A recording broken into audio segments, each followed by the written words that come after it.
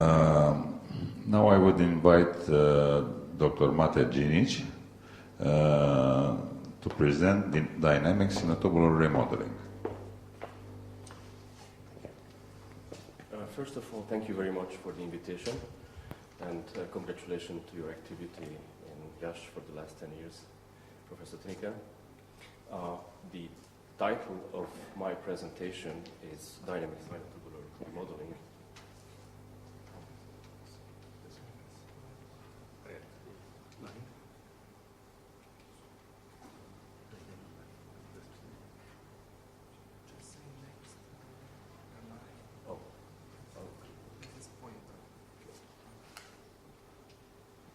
Good. Next. This is a novel concept of an aortic root reconstruction, and at this point, let me express my gratitude to Professor Robicek, who contributed so much in my work. The next one. Most of the isolated ascending aortic aneurysms include the synotubular junction. The synotubular junction increases by age, and even the prevalence of the aortic ascending aneurysms are increasing number in the United States. The radial expansion of the commissures cause aortic valve incompetency, even if the leaflets themselves remain structurally normal, which cause a central coaptation failure. This is the picture of what we see.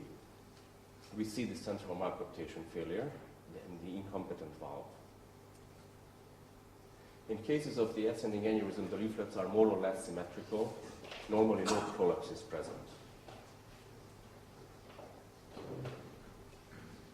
We did an experiment at the Heinemann Research Laboratories where we did mount a porcine aortic root, and we analyzed this situation with artificial dilation and constriction of the aorta, which has proved that the first and main cause of the aortic insufficiency is the radial expansion of the tip of the commissures.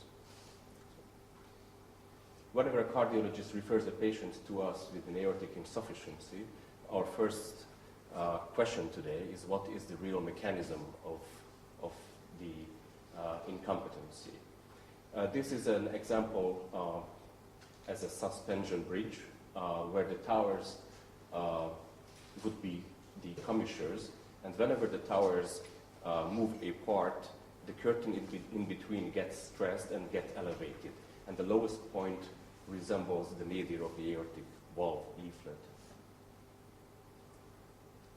This is the left heart machine we used for this experiment, and if I can go back a couple lectures before to Professor Robicek's famous gluing of the aortic root, we remember how important the Valsalva mechanism, which is an enormous importance of saving volume, storage of the kinetic energy, and the key determinant of smooth aortic valve closing.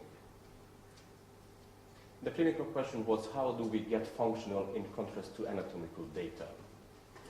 Do pressurized data differ from flaccid aorta? And the answer was definitely yes. Can we establish effacement of the synotubular junction to create experimental aortic insufficiency? Yes, it's reproducible. Is the aortic root restorable off pump? Yes. And is there any rationale in the clinical application? Yes. Traditionally, it was addressed always by open repair, and in the last decade, it was an effort to save native valve or root whenever an intact valve apparatus was present. It was usually predetermined on anatomical and cryopreserved and thawed specimens, which provided data for previous methods.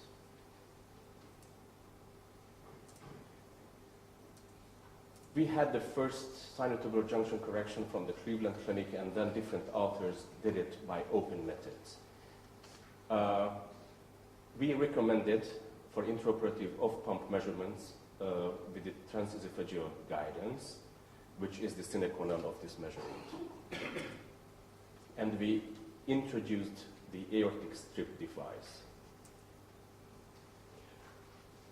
This was a functional approach actually, we borrowed it from Alain Carpentier's motto, from micro-valve reconstruction theories, where he says that the cardiac surgeon's first goal is not to recreate anatomy, but the function of the valve. In the Heinemann Research Laboratories, we proved that under pressure, in vivo real-time measurements completed may differ from the open aortic dimensions, and it reflects on individual dimensions as well. We try to obtain appropriate coaptation of the aortic valve during early diastole and avoid the potential for significant mismatch between the native root and the prosthesis.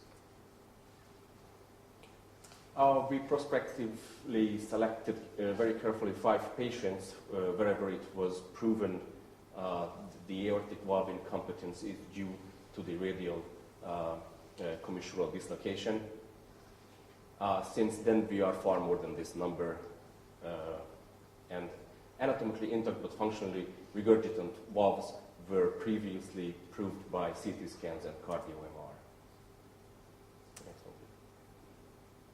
Here we have the variables, probably the most important thing that we didn't have any aortic dissection and no bicuspid valves, and the diameter of the ascending aorta was mean about 60 millimeters.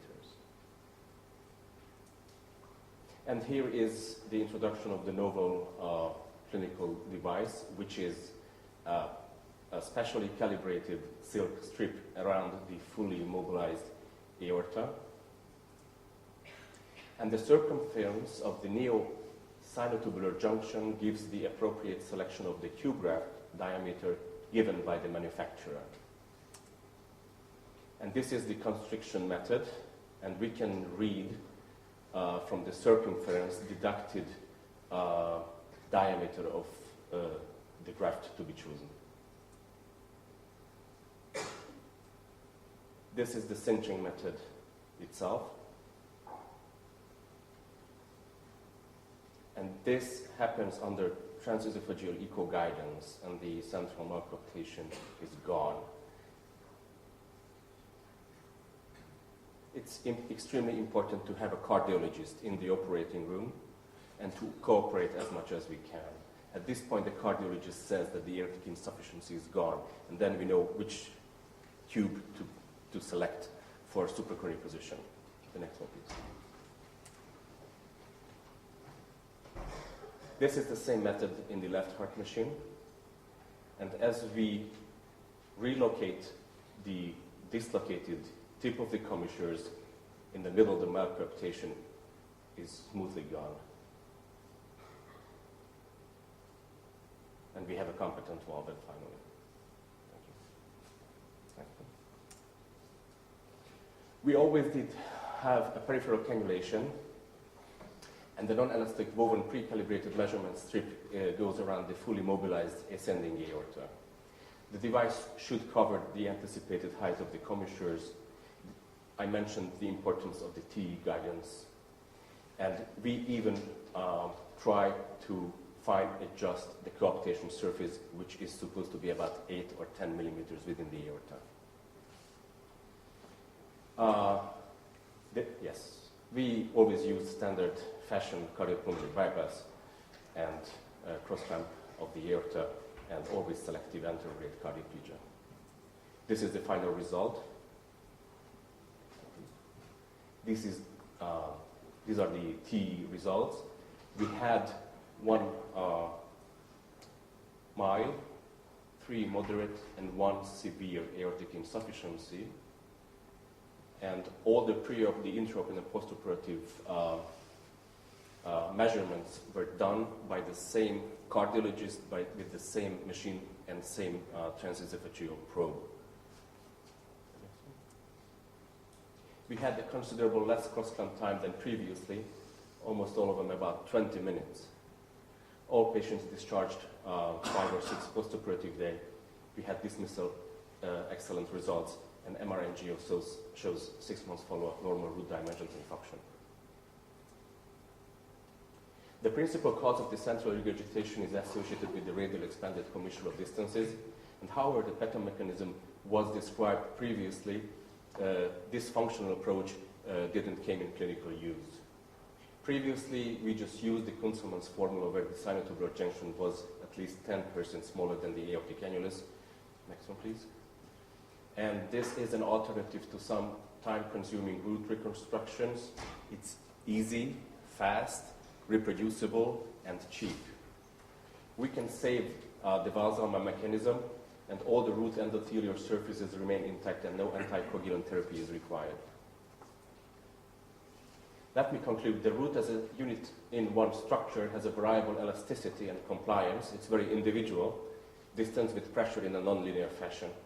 A controlled coaptation surface to re-establish is mandatory wherever the valve remains competent. Thank you very much for your attention. Thank you very much. It's a very interesting presentation.